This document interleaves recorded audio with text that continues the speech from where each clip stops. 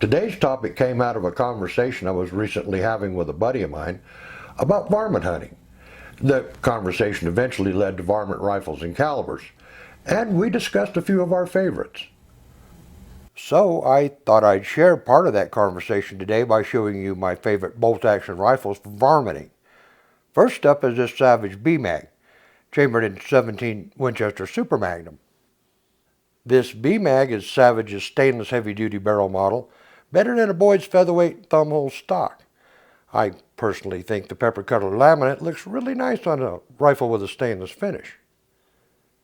Anyway, this rifle and cartridge combination is a lot flatter shooting and hits considerably harder than the smaller 17 HMR.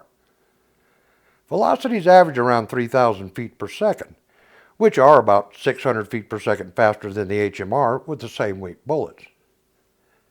To give the 17 WSM a little scale, let's compare it to the 22 Rimfire, the 22 Magnum, and the 17 HMR. In the rimfire arena, the 17 Winchester Super Mag certainly packs more punch than its rimfire predecessors, and since it is a rimfire, I don't have to reload for it. Next up is my Ruger 77 Hornet. The 22 Hornet is a centerfire round that's been around since the 1930s. It's basically an updated and improved version of the old 22 Winchester centerfire. The 22 Hornet has the distinction of being the first U.S. factory-produced centerfire cartridge made expressly for varmint hunting. The Hornet's striking energy is more than twice that of the 22 Magnum. Loaded with 30 to 45 grain bullets, it can easily take down coyote-sized game at ranges out past 250 yards.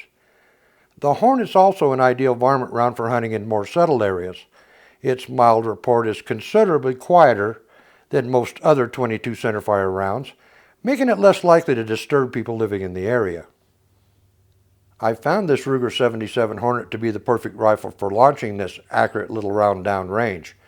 This also happens to be my wife's favorite rifle for prairie dogs and long-range target shooting.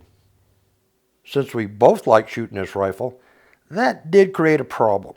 She has a shorter length of pull than I do, so it was either shorten this factory stock to fit her, which of course would make it too short for me, or come up with a solution. The solution came in the form of this Boyd's @1 fully adjustable stock.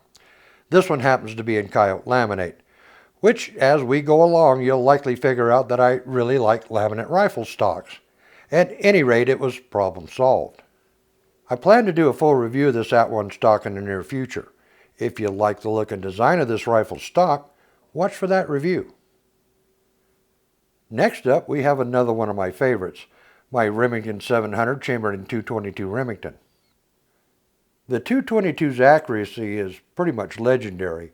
Introduced in 1950, the 222 or triple deuce continues to be popular with competitive shooters.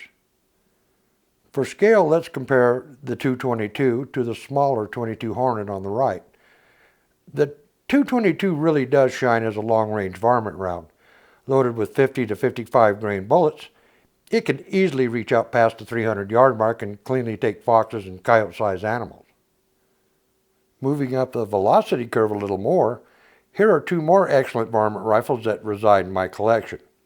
Both are Howa 1500s chambered in 223 Remington.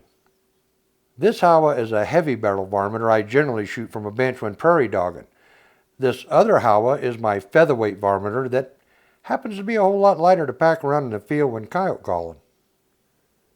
For scale, let's compare the larger 223 on the left to the 222 on the right.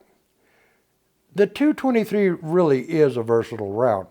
Loaded with 50 to 55 grain bullets, it can reach out and take coyotes well past the 300-yard mark. Load the 223 with 60 to 70 grain bullets, and it can easily take deer-sized game. Loaded with lighter bullets in the 35 to 45 grain weight range, gets velocities really cooking. Hits on varmints the size of prairie dogs can be nothing short of spectacular.